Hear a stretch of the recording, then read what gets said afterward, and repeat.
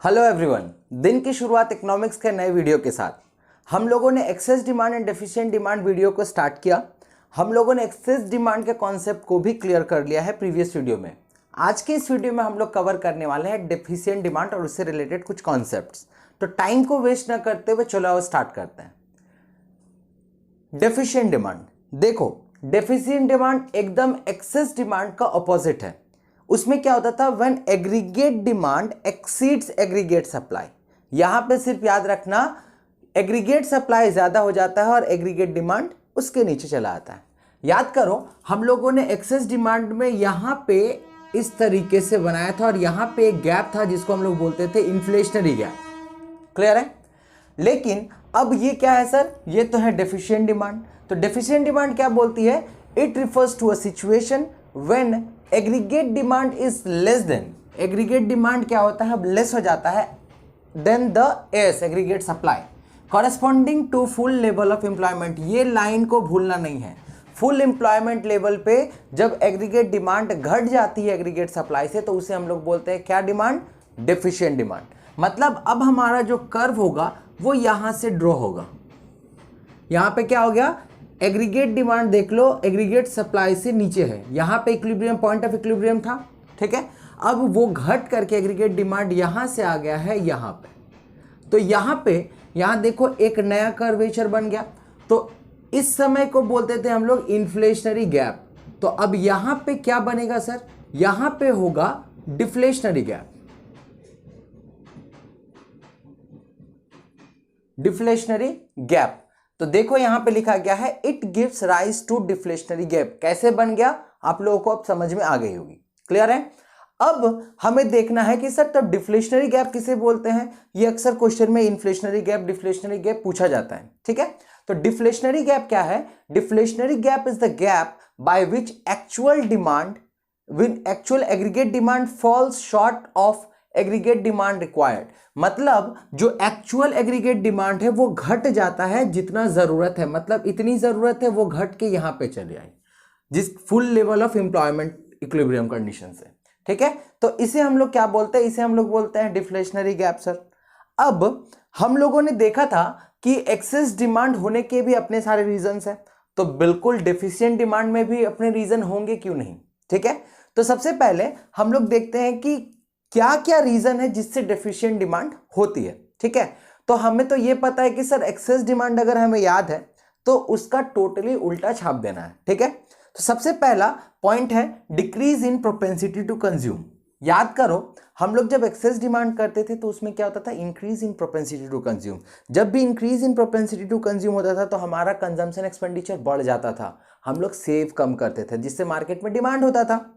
अब क्या है, अब उसके उल्टा यहां पे क्या करेंगे, यहां पे डिक्रीज इन कंजम्पशन एक्सपेंडिचर होगा। कंजम्पशन एक्सपेंडिचर अगर हम लोग कम करेंगे मतलब भाई हम लोग थोड़ा घरेलू आदमी हो गए हैं, हम लोग थोड़ा सेव करेंगे। सेव करेंगे तो मार्केट में डिमांड नहीं आएगा, जिसके कारण जो सोचा गया डिमांड था उससे भी गिर जाएगा। क्लियर, डेफिशिएंट डिमांड हुआ। दूसरा इंक्रीज इन टैक्सेस।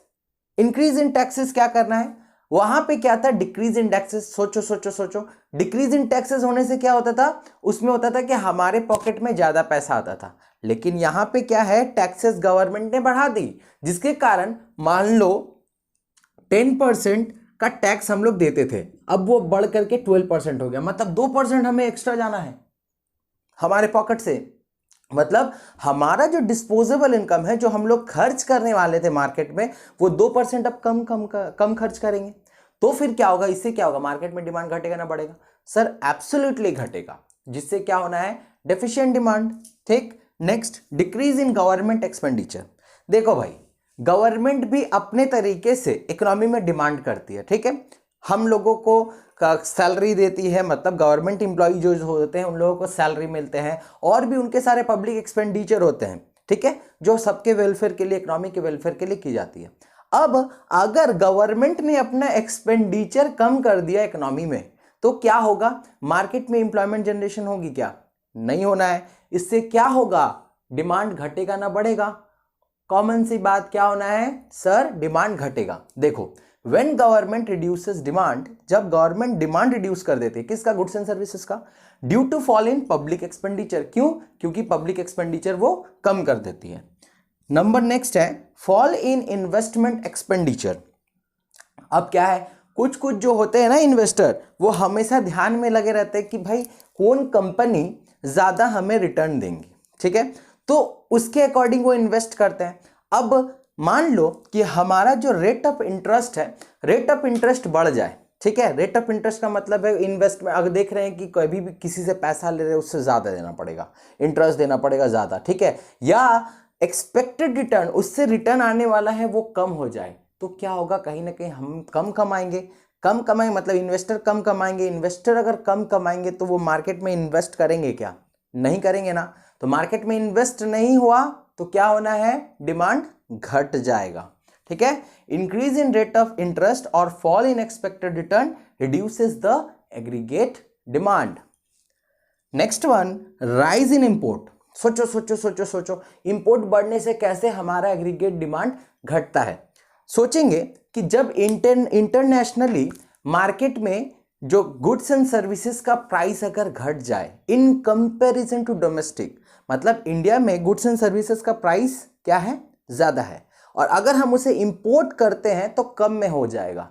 अब हम क्या करेंगे, यहाँ पे जब हम इंपोर्ट करेंगे तो क्या होना है, इंपोर्ट करेंगे तो हम अपने घर के प्रोडक्ट का डिमांड कम कर रहे हैं, जिससे क्या हो रहा है, हमारा एडी घट जा रहा है। देखो, when international prices are comparatively less than domestic price leads to rise in import. इससे क्या होगा, हम लोग घर के प्रोडक्ट को नहीं देखेंगे, डोमेस्टिक प्रोडक्ट को नहीं देखेंगे, हम लोग इंपोर्ट करने को ज्यादा प्रेफर करेंगे। Clear. And the last one क्या है, फॉल इन एक्सपोर्ट।